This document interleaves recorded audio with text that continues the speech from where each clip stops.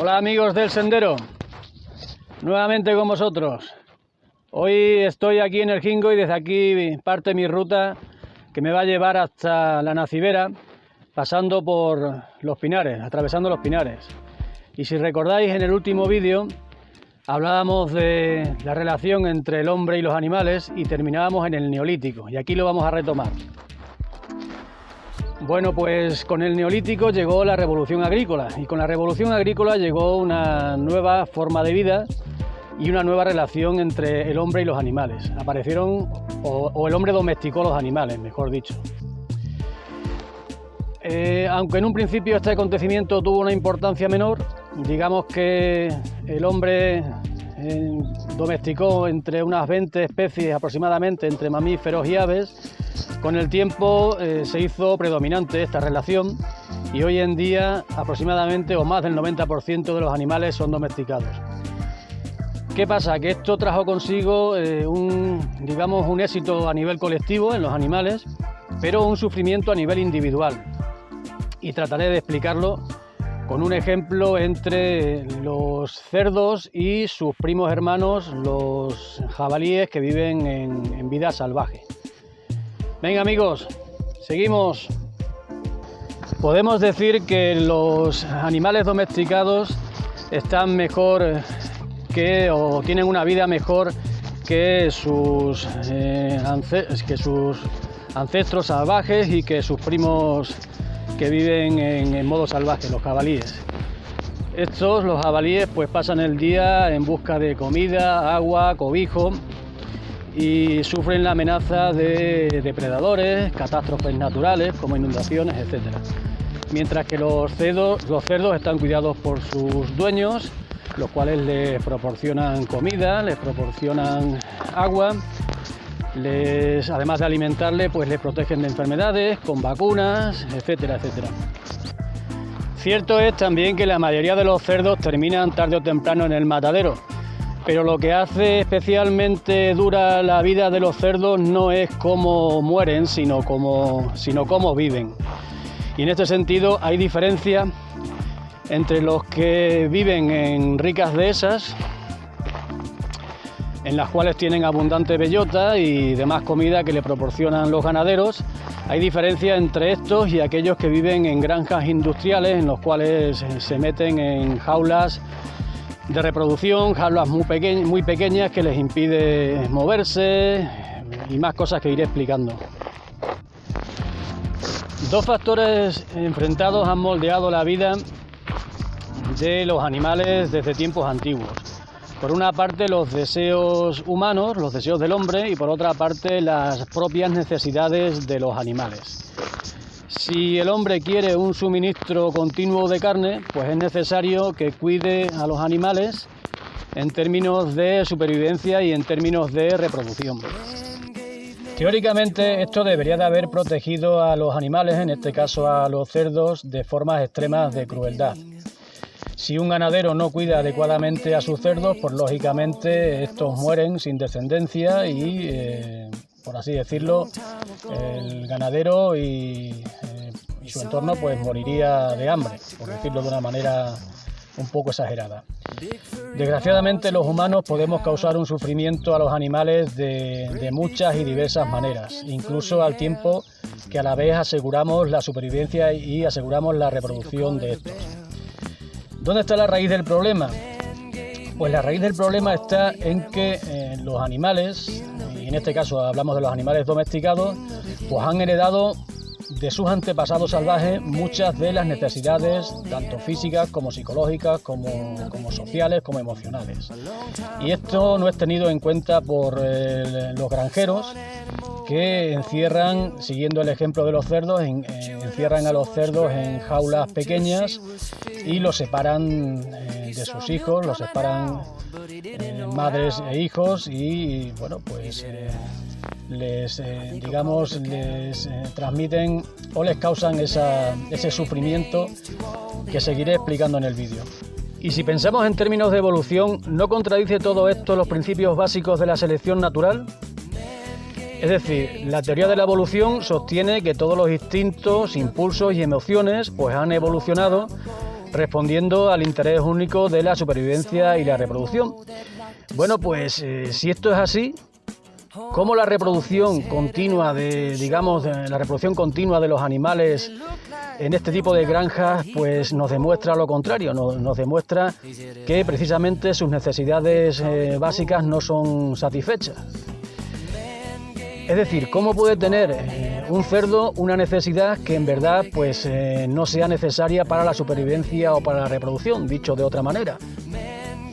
Bien es cierto que todos los instintos, impulsos y emociones, siguiendo en términos de evolución, evolucionaron con el fin de adaptarse a las presiones de supervivencia y de reproducción. Sin embargo, si estas presiones desaparecen de golpe, los instintos, los impulsos y las emociones que las moldearon no desaparecen a la vez, es decir, no desaparecen al instante. O por lo menos no desaparecen al instante. Incluso si ya no son fundamentales para la supervivencia y para la reproducción, estos instintos, estos impulsos y estas emociones continúan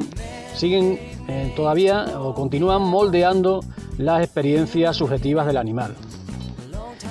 Y tanto en animales como en humanos, la revolución neolítica pues cambió las presiones de selección de la noche a la mañana, de golpe. Pero, por otra parte, como vengo diciendo, no cambió de manera drástica o a la vez los impulsos tanto físicos como emocionales como sociales. Por así decirlo, la evolución no se detiene. La evolución ha continuado y ha seguido modificando tanto a los animales como a los humanos en estos 12.000 años que llevamos desde la aparición del Neolítico y desde la Revolución Agrícola. Por ejemplo, en Europa y en Asia Occidental, pues los humanos hemos adquirido esa capacidad de digerir la leche de vaca. Y por otra parte también las vacas pues perdieron ese miedo a los humanos y hoy en día pues sabemos que producen mucha más leche que sus antepasados salvajes. Pero estas, por otra parte, digamos que son o no dejan de ser alteraciones superficiales, por así decirlo, las estructuras sensoriales y emocionales profundas, tanto de vacas como de cerdos, como de humanos, pues no han cambiado mucho desde la edad de piedra. Por poner un ejemplo, preguntémonos, ¿por qué a los humanos nos gusta tanto el dulce? Bueno, no es porque, o no se debe a que tengamos una necesidad imperiosa de comer tarta, de comer chocolate, de comer dulce, etcétera, etcétera. Más bien se debe a que nuestros antepasados, por así decirlo, de la edad de piedra, cuando encontraban fruta dulce, cuando encontraban miel, pues lo más sensato era comer con mucha prisa lo antes posible, pues para que no se la quitara otro humano. Pero es que la misma lógica evolutiva moldea la vida de los cerdos que son criadas en granjas por humanos. Para sobrevivir y reproducirse, en la naturaleza, los jabalíes, los antiguos jabalíes, los ancestros de los cerdos y sus primos hermanos actuales, los jabalíes, pues necesitan recorrer grandes territorios, familiarizarse con su ambiente y cuidarse de aquellas trampas y depredadores que puedan surgir. Además, los ancestros y los actuales jabalíes pues necesitan comunicarse con otros jabalíes y formar grupos complejos que son dominados por matriarcas. Y en consecuencia las presiones evolutivas pues hicieron que los cerdos salvajes, los jabalíes, y más concretamente las cerdas, pues se hicieran muy inteligentes. Son animales caracterizados por una viva curiosidad, por fuertes necesidades de socializar, fuertes necesidades de jugar, de desplazarse, de explorar el entorno, etc. Y al igual que sus primos, los cerdos que viven en granjas y son criados por humanos, pues también heredaron su inteligencia y sus habilidades sociales de sus ancestros. Al igual que los jabalíes, pues los cerdos domesticados por animales se comunican empleando una gran variedad de señales, tanto visuales o vocales como olfativas. Las madres, digamos, reconocen los chillidos de sus hijos, de sus lechones, mientras que los lechones también, fijaos, desde pequeños, incluso lechones de 2 días, ya diferencian las llamadas de su madre de las de otras cerdas. Bueno, pues visto así, el granjero proporciona a la cerda todo lo que necesita para su supervivencia, lógicamente.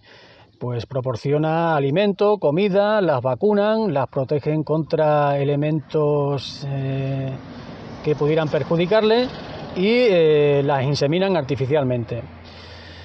De manera objetiva, digamos que la cerda ya no necesita, digamos, explorar el entorno, no necesita socializar con otros cerdos, ni necesita establecer lazos con sus lechones, visto de esta manera, ni siquiera necesita andar. Pero digamos que subjetivamente necesita o aún siente el impulso de hacer todo eso, y si dicho impulso no se satisface, pues lógicamente la cerda sufre, y sufre mucho.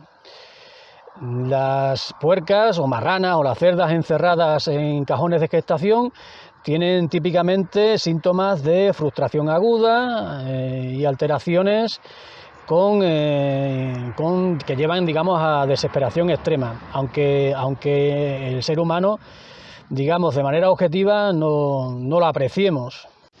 Y esta sería la lectura básica desde la psicología evolutiva, es decir, una necesidad moldeada hace miles de generaciones continúa sintiéndose, digamos, de manera subjetiva, aunque en la actualidad ya no sea necesaria tanto para la supervivencia como para la reproducción.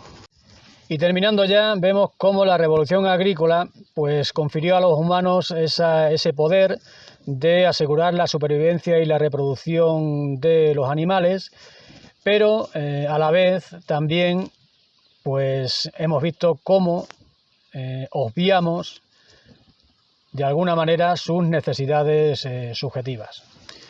Bueno amigos, recuerdo que como siempre estos son pensamientos andantes del Robus, con el cual no tenéis por qué estar de acuerdo. Pensamientos andantes del Robus, que no solo fue un poeta, sino también fue un cantante. Adiós.